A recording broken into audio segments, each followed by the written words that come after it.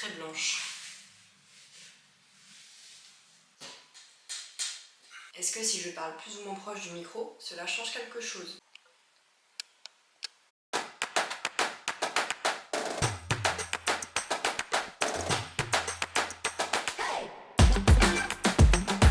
Bonjour à tous, bienvenue sur cette chaîne. Si jamais vous passez le CAP cette année, vous êtes tombé au bon endroit. Je vais faire des séries de vidéos pour réviser le CAP. Je l'ai passé moi-même il y a 2 ans et en faisant mes fiches de révision, je m'étais dit que ce serait quelque chose que je pourrais partager. Si jamais vous ne passez pas le CAP et simplement vous faites de la couture et ou du modélisme, ne partez pas, ça peut vous intéresser aussi. Et si jamais vous ne faites ni l'un ni l'autre, et bien restez quand même parce que pour votre culture générale, vous pouvez apprendre des choses super intéressantes. Cette première partie de la série sera focalisée sur la technologie textile. C'est une des matières à réviser pour le CAP. Et je trouve que même pour la culture générale, on parle par exemple du code d'entretien. Moi j'ai appris plein de choses sur comment faire ma lessive en révisant le CAP et donc je pense que c'est un sujet qui peut parler à tout le monde. On commence tout de suite. Pour le CAP, ce qu'on demande aux candidats de savoir, connaître les origines du tissu, connaître les procédés de fabrication, propriétés physiques et chimiques et l'entretien des fibres et des tissus. Donc il faut connaître les symboles d'entretien, connaître aussi le mode d'obtention des fils et des étoffes, savoir choisir un tissu par rapport à un projet et justifier votre choix. Cette vidéo va couvrir tout ça. Je vous mettrai le lien dans la description du référentiel officiel pour le CAP couture. Une fibre textile, c'est une matière première à partir de laquelle les tissus textiles sont fabriqués. On a des fibres, elles vont être ensuite transformées en fils, puis grâce à un assemblage, le tissage ou le tricotage, on en parlera plus tard, les fils deviennent du tissu. Donc au CAP, vous entendrez souvent parler du mot matière d'œuvre, c'est souvent ce qui est écrit dans les sujets. Donc la matière d'œuvre, en fait, c'est la matière qui est utilisable pour la réalisation d'un vêtement. Matière d'œuvre égale tissu, égale étoffe, égale matériaux. Tous ces mots-là, en fait, sont des synonymes. Il existe plusieurs catégories de matière d'œuvre si on parle de la couture et du CAP. Mais encore une fois, je vais aller un peu plus loin que le CAP. En termes de matière d'œuvre, il existe 3 grandes catégories. Les tissés, donc ce sont des fils qui sont entrecroisés perpendiculairement. On appelle ça le chêne et trame. Dans l'épisode sur les armures, vous comprendrez pourquoi. Il y a des fils de chêne, des fils de trame. Le chêne et trame, ce n'est pas extensible. Ensuite, il y a les mailles. Donc là, ce sont des boucles qui sont entrelacées, qui sont elles tricotées. Ça donne une élasticité, ça rend la matière d'œuvre extensible. Et enfin, il y a les non tissés. Donc ce sont des fibres qui sont fixées par collage généralement. Je fais là tout de suite maintenant une parenthèse sur les non tissés. Ça ne rentre pas dans le cadre du CAP, c'est pour votre culture générale. Les non tissés, si je vous donne des exemples concrets, on a par exemple la viseline qui est le thermocollant qu'on utilise justement en couture. En fait, il y a un liant acrylique ou une résine qui vient lier les fibres entre elles. Exemple concret de la vie de tous les jours, les lingettes jetables, que ce soit pour faire le ménage, pour se démaquiller, etc. Et enfin, un dernier exemple, la feutrine ou le feutre. Voilà, fin de la parenthèse sur les non tissés qui ne seront pas au point de vue CAP, mais pour votre culture générale, ça peut toujours être intéressant. Moi, je me suis posé la question. Maintenant, vous avez des exemples concrets. Passons à la suite. Le plus important à savoir. Donc pour faire votre matière d'œuvre, on part à la base de la fibre. C'est le premier maillon de la chaîne. Vous allez voir, on va descendre toute la chaîne. Le premier maillon, ce sont les fibres. Les fibres, elles ont plusieurs origines. Ce sont soit des origines naturelles, soit des origines chimiques. Voilà. Naturelle, chimique. On retient ça. Origine naturelle ou chimique. Dans les fibres qui sont d'origine naturelle, on a 3 sous-catégories: animale, végétale ou minérale.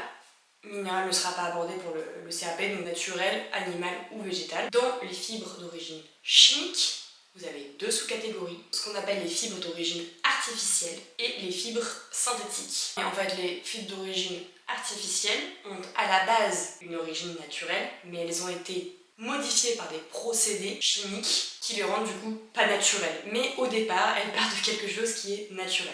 À connaître pour le CAP, en fait, il y en a 10 très exactement. Je vais aussi parler d'autres fibres au fur et à mesure de la vidéo, mais pour que vous les connaissiez, si on se réfère au référentiel officiel, dans les fibres d'origine naturelle, on a le coton, le lin, la laine et la soie. Pour les fibres d'origine chimique artificielle, qui ont quand même un peu en lien avec naturel, chimique artificielle, on a la viscose, le modal et le lyocell. Pour ce qui est d'origine chimique synthétique, on a le polyester, le polyamide et l'acrylique. Ça nous fait 10 fibres sur lesquelles il faut retenir les informations et vous verrez, ça va par famille de produits, il y a une logique, ça va rouler.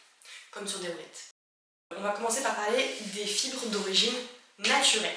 Donc les fibres d'origine naturelle, elles sont nobles, elles sont biodégradables et du coup recyclables. En premier, on va parler du coton. La fibre de coton est issue de la graine du cotonnier. Ces fibres sont composées presque uniquement de cellulose, qui est le constituant principal de la paroi cellulaire de nombreux végétaux. Vous devez être capable d'associer une fibre avec un projet. Pour vous donner des idées, le coton, ça sert à faire des vêtements du quotidien. Donc vous pouvez faire des vêtements confortables, des t-shirts, des jeans, des chemises. On reparlera de tout ça au moment où on parlera des armures. On va voir les atouts et les défauts de chaque fibre. Le coton, c'est fin, c'est doux, c'est bien supporté à même la peau. C'est une fibre qui est confortable, elle est souple et elle est agréable au toucher. C'est idéal pour des vêtements d'été ou des sous-vêtements. Une des autres caractéristiques, c'est que le coton absorbe l'humidité jusqu'à 8 à 10 fois son poids en eau. Autre qualité, le coton, c'est facile à teindre et à imprimer. On peut avoir des couleurs variées, éclatantes, il y a une bonne tenue, on peut imprimer des motifs sur le coton. Ensuite, le coton, c'est hygiénique. Et cela en plusieurs choses. Le coton, ça se lave facilement, ça supporte l'ébullition. Vous voyez, quand vous avez le programme 60 degrés et plus sur la machine, on peut laver le coton jusqu'à 90 degrés en machine. Et donc les draps, souvent dans le milieu médical ou dans les hôtels, sont en coton. Pour cette raison, on peut les laver très très chaud et ça enlève tous les microbes, toutes les bactéries. Et enfin, dernier avantage du coton, c'est biodégradable. Évidemment, quand il est à 100%, quand c'est un mélange avec d'autres matières, ça ne l'est pas. Mais c'est une fibre qui est naturelle et qui est compostable. Si on passe maintenant sur les défauts du coton. Le coton, il y a une bonne thermorégulation en climat chaud, donc quand il fait chaud, vous êtes au frais. En revanche, vous avez une mauvaise isolation thermique, ça ne vous tient pas chaud quand il fait froid dehors. On peut améliorer le pouvoir thermique du coton par le grattage. Gratter les fibres, et ça le rend un peu dufteux. Ensuite, le coton peut absorber jusqu'à 8 à 10 fois son poids en eau, c'est génial, mais ça met longtemps à sécher. Et quand il est mouillé, il est moins résistant. Par exemple, le lin, quand il est mouillé, il reste très résistant. Le coton, quand il est mouillé, il peut s'abîmer. Un des gros défauts du coton, c'est que c'est froissable, surtout le pur coton. Donc c'est le genre de vêtement que vous mettez dans votre valise et quand vous ressortez, s'il n'y a pas de fer à repasser à l'hôtel ou dans le Airbnb, et vous allez passer toutes les vacances avec un vêtement tout froissé sur vous. Et enfin, le plus gros défaut de cette fibre, qui fait beaucoup débat aujourd'hui, sont les cultures qui sont très consommatrices d'eau et de pesticides. Donc il y a des alternatives qui existent aujourd'hui, notamment de coton bio et aussi Better Cotton Initiative. Moi je vous recommande, si le sujet vous intéresse, de regarder le documentaire The True Cost, qui veut dire en gros le vrai prix. En fait, on a tendance à acheter des vêtements pas chers et à se dire ah c'est génial, ça coûte pas cher, mais en fait c'est simplement que le prix c'est quelqu'un d'autre qui le paye d'une autre manière qu'avec son portefeuille, comme des gens qui travaillent en travail forcé. Et puis la pollution que génère cette culture, que nous on ne vit pas, mais que les pays qui cultivent le coton vivent. Donc je recommande vivement ce documentaire et je vous en suggère deux autres du coup dans la même veine.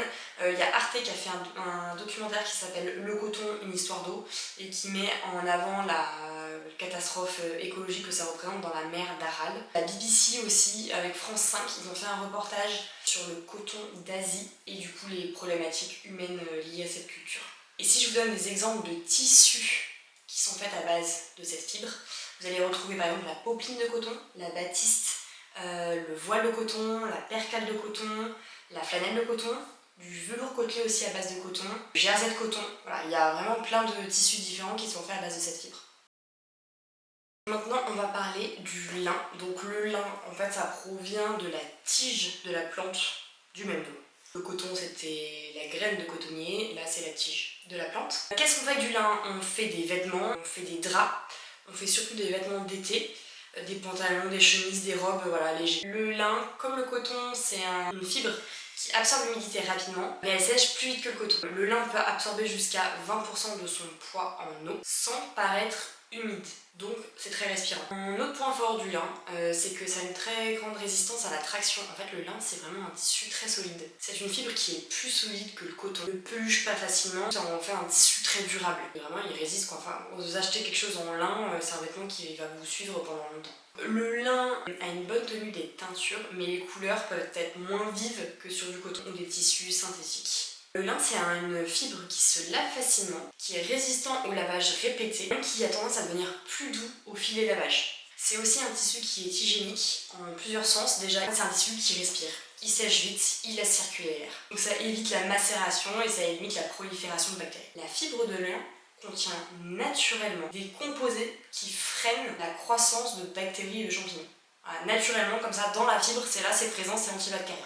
Donc il y a moins d'odeur et enfin, vu que c'est un tissu qui est facile à laver et qui supporte les hautes températures, c'est une fibre qui permet une bonne hygiène. Donc, le lin, c'est un tissu qui est idéal pour les gens qui ont la peau sensible. Si on parle maintenant des défauts, le plus gros défaut du lin, c'est que c'est extrêmement froissable. Je pense que vous êtes tous arrivés en vacances d'été avec votre chemise en lin qui ressemble à un mouchoir que vous avez roulé en boule et mis dans votre poche. En fait, c'est un tissu qui est rigide, il manque de souplesse, il manque d'élasticité, il se froisse énormément, comme du papier journal. Ensuite, c'est une fibre qui est irrégulière, donc du coup ça donne cet aspect un peu naturel donc, que les gens parfois recherchent. Il y a une sorte de grain, on appelle ça le grain du lin. Voilà, c'est pas quelque chose qui est lisse, homogène et tout se ressemble, il y a des aspérités. Et enfin, le dernier point, c'est que ça a une bonne affinité tactorielle, mais ça peut aussi jaunir si vous le blanchissez pas correctement. On va parler des fibres de source naturelle d'origine végétale. On va parler des fibres de source naturelle d'origine animale. On va commencer avec la soie. Donc la soie, ça provient d'un petit ver, le ver à soie, qui est la chenille du papillon Bombyx mori. Je vous mets une petite photo ici ou ici, je ne sais pas. La soie, c'est la plus fine des fibres naturelles. La soie, c'est plutôt destiné aux vêtements du soir, de cérémonie. Aussi dans le prêt-à-porter, on retrouve beaucoup dans la lingerie. Pour votre cohérence tissu projet, vous pouvez retrouver de la soie dans des robes, dans des chemisiers. En raison de sa finesse et de sa douceur, la soie fait aussi une excellente doublure. Une doublure un peu coûteuse certes, mais très agréable à porter.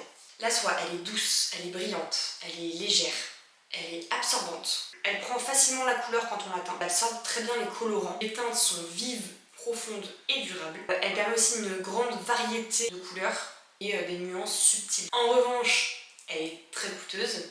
Enfin, elle est résistante à l'attraction, mais sensible aux agressions chimiques. Donc la soie, en fait, c'est une fibre qui est résistante, mais qui est fragile à l'entretien. La soie naturelle, on se dit c'est fin, c'est délicat, ça va être fragile, mais en fait, c'est quand même très résistant pour son poids. Mais attention, la soie est résistante à l'attraction, mais elle reste sensible à l'humidité, à la lumière et à certains produits chimiques. Donc elle est solide et fragile à la fois. Elle peut aussi être fragile à l'abrasion, c'est les frottements. La soie, elle est solide, mais délicate. En gros, il faut la manipuler avec soin. On va parler de la laine. C'est une fibre issue de la tonte ou du peignage des poils de différents animaux. Cette fibre, elle est constituée de kératine. Et la kératine, c'est ce qu'il y a dans les cheveux, les poils, etc. On dit laine pour toute fibre animale kératinique. La laine est principalement issue du mouton, mais il y a aussi la chèvre, le lapin, le chameau, l'alpaga, etc. On va rentrer en détail là-dedans. La qualité de la fibre varie énormément de la race et de l'environnement de l'animal. On commence avec la laine ovine, c'est-à-dire la laine qui vient des moutons, des ovins. Par exemple, la laine mérinos. C'est un mouton qu'on trouve à l'origine en Espagne, mais aujourd'hui on le trouve surtout en Australie et en Nouvelle-Zélande. Donc ça, ce sont des fibres qui sont très fines, douces, souples, peu irritantes. On en fait des vêtements près du corps, donc des sous-vêtements thermiques, des pulls un peu luxe. Après les laines ovines, on a les camélidés, par exemple l'alpaga, qui est un camélidé de l'Amérique du Sud. C'est un cousin du lama. C'est originaire des Andes, donc le Pérou, la Bolivie, l'Équateur, etc. Donc ce sont des fibres très fines, encore plus fines que celle dont je viens de vous parler. C'est une fibre qui est très douce et plus soyeuse que la laine de mérinos. Elle est lustrée naturellement, donc elle a une sorte d'aspect brillant. Ça tient plus chaud que la laine de mouton. Donc on a la laine ovine, celle qui vient des camélidés. On a ensuite ce qui vient des chèvres, par exemple le cachemire. Donc ça c'est la chèvre Capra hircus, que l'on retrouve en Himalaya et en Mongolie. On a le mohair, qui vient de la chèvre angora, qu'on trouve en Turquie et en Afrique du Sud. On a la chèvre du Tibet, qui fait du pashmina. C'est encore plus fin que le cachemire, donc c'est très rare et très cher. Donc on a la laine ovine, les camélidés, les chèvres et les lapins. Par exemple, le lapin angora. C'est une fibre très douce et très légère, gonflante, mais c'est assez fragile, donc généralement c'est quand même mélangé avec des laines de mouton. En résumé, quand on dit laine, ça peut désigner les races ovines, mérinos, les chèvres, cachemire, mohair, pashmina, les camélidés, alpaga, lama, les lagomorphes, qui est le lapin angora. Et il y a aussi quelques autres animaux rares comme le yak. Alors, on va pas rentrer dans le détail. Vous savez tout sur la laine, on est allé beaucoup plus loin que ce que demande le CAP, mais au moins c'est clair dans notre tête. Important, la laine est utilisée autant en chaîne et trame qu'en maille. On retrouve autant tissé que tricoté. Les lainages en chaîne et trame, généralement destinés à faire des manteaux, des vestes, des tailleurs, des jupes, des robes. Donc là c'est les lainages en drap et draperie. Ça vient d'une autre époque, donc il reste très peu de draperie, mais si vous habitez par exemple à Paris, vous pouvez encore en trouver des draperies. Donc les draps, en fait ça correspond à des poids manteaux, donc ça va être des tissus foulés, solides, compacts, qui font barrière au froid et à la pluie. Ces tissus-là, en général, ils peuvent être rugueux, parce qu'ils sont pas censés être en contact avec la peau. On met une doublure généralement. C'est des tissus qui doivent être résistants. Il va y avoir beaucoup de frottement. Pas forcément très doux au toucher quand vous l'achetez. Ça n'a pas vocation à être en contact avec la peau directement. Ensuite, vous allez avoir les draperies qui correspondent à des poids tailleurs. Ce sont des tissus qui sont plus fins et plus souples et qui sont destinés justement à faire des costumes, des tailleurs. Si on parle des atouts et des défauts de la laine, c'est une fibre qui est thermorégulatrice. Elle vous protège contre le froid, mais aussi du chaud. La laine a une bonne absorption de l'humidité, elle retient jusqu'à 30% de son poids en eau, sans paraître mouillée, puis elle sèche relativement vite. La laine, en fait, c'est une matière naturellement élastique. L'élasticité de la fibre lui permet de reprendre sa forme après avoir été froissée. La laine est facile à teindre, elle a une structure écailleuse qui retient bien la couleur. Ensuite, la laine, elle est ignifugée naturellement. Elle brûle difficilement et si vous mettez feu, généralement, ça s'éteint tout seul. Des couvertures en laine, quelque chose assez épais, etc., on peut les mettre sur des feux pour éteindre des feux. Et à ne pas reproduire à la maison. Le dernier atout de la laine, c'est durable et recyclable. Ce sont des fibres qui peuvent être réutilisées pour faire des feutres, des isolants, des couvertures. Votre vêtement peut avoir une seconde vie après. Si on parle des défauts, la laine, ça peut feutrer facilement, donc soit avec des lavagines adaptés, soit en frottant, soit avec la chaleur, avec l'humidité. C'est une matière qui peut gratter et être rêche. Généralement, quand vous achetez des pulls un peu chers en cachemire, ils vous l'envoient avec un sachet dans lequel il faut le stocker parce que c'est très sujet aux attaques d'humidité. La laine, c'est encore moins résistant à la traction que le lin ou le coton. C'est pas une fibre très solide. Et en plus, son entretien aussi est délicat. Il faut le laver à basse température, le sécher à plat. Parfois même, il faut l'emmener au pressing et pas le laver chez vous. Et j'ai mis tellement de temps à faire cette vidéo qu'il fait presque nuit. Les amis, je ne voulais pas faire une vidéo de plus de 15 minutes sur le sujet. Retrouvez-moi donc la semaine prochaine pour la partie 2 sur le sujet.